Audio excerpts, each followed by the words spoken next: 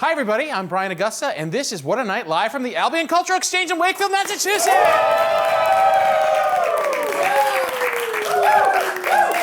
Thank you. And here is the news. A man has broken a Guinness World Record by watching Spider-Man No Way Home a total of 292 times. And for spending 720 hours in the theater, he simultaneously broke the Guinness World Record for worst date ever. He's watched it so many times, he started calling himself Spider-Man.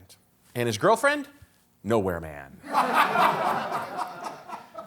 But all is not lost for this guy's personal life. Because of how many hours he spent in the theater, he's now legally married to AMC.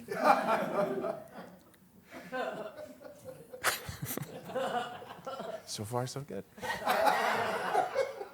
Scientists in Oregon have discovered a mushroom that may be the largest and heaviest organism on Earth. It's not just a fungi, it's a fungiant.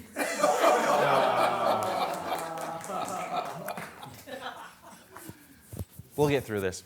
I also thought the headline to the article I read about it was pretty good. This fungus is so humongous that it can be mapped. I mean, rhyming fungus and humongous is perfect. You couldn't make it any better.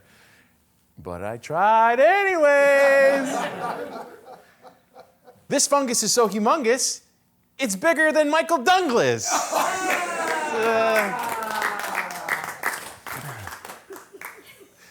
That's from Ant-Man. This fungus is so humongous, it performs tongueless cunnilingus.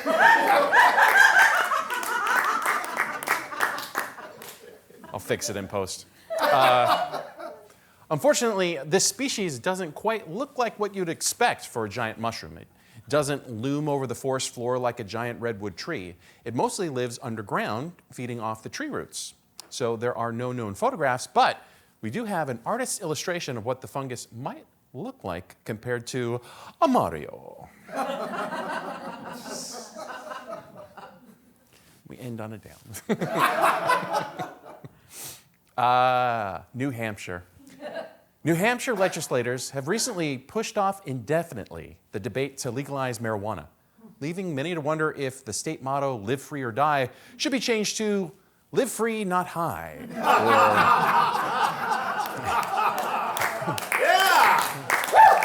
Thank you.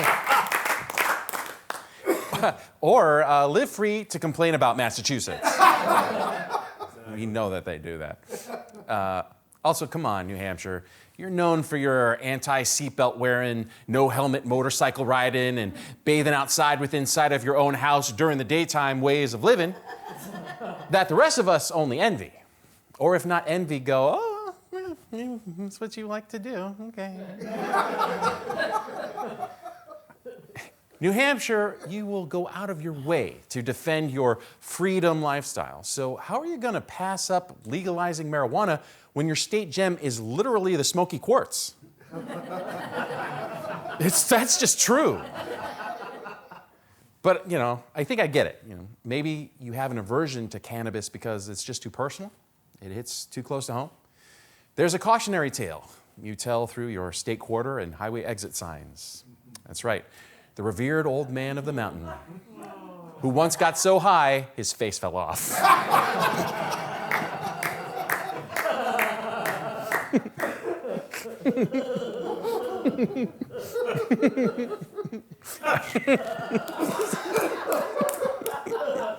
I'm just glad that worked.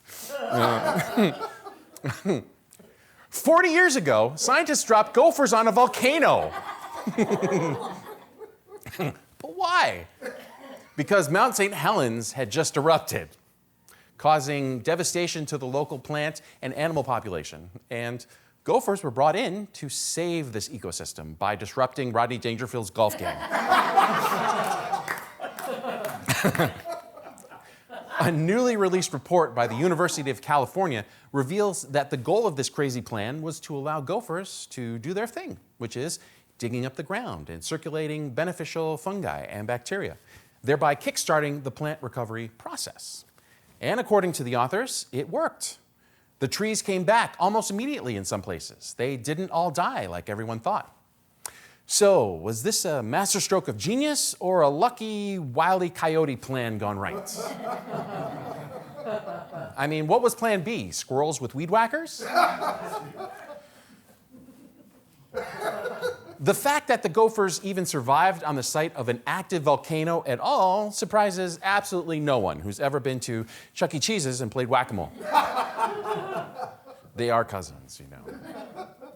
Bottom line, the next time you have a crazy idea and want to save the environment and nobody believes in you, just do what these scientists did. Go for it!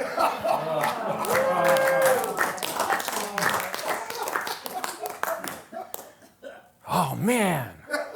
That was the best pun of the whole day. That's the best one. All right. So, it's been... That's me. It's been almost 5 years since I started this What a Night show. And thank you. Thank you. I started it in my living room during the pandemic to nobody. And it has become a full show in front of a live studio audience, which is really cool. And I'd been posting videos on the socials, as they say, all the time. But it wasn't until recently that TikTokers finally started noticing me. And the comments, you guys, that they leave are as positive as you can imagine. Just love letters of gushing praise, support for this humble creator. In fact, in the spirit of the holidays, I'd love to share some of these warm messages with you. So here is a clip of a video I posted last month about potential signs of life on Venus. Venus's atmosphere is scorching hot.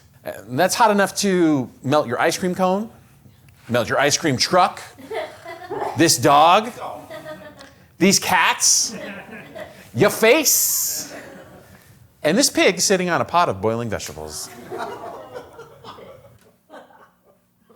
So yeah, and here is the feedback.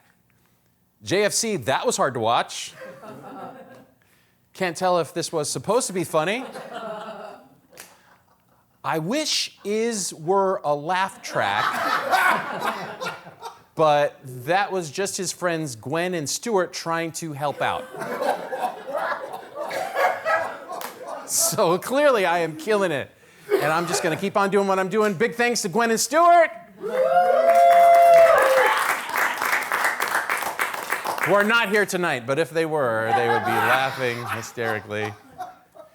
And that's all for now. I'm Brian Augusta. Have a happy holiday season and a safe one. Happy New Year. And shall we you next time!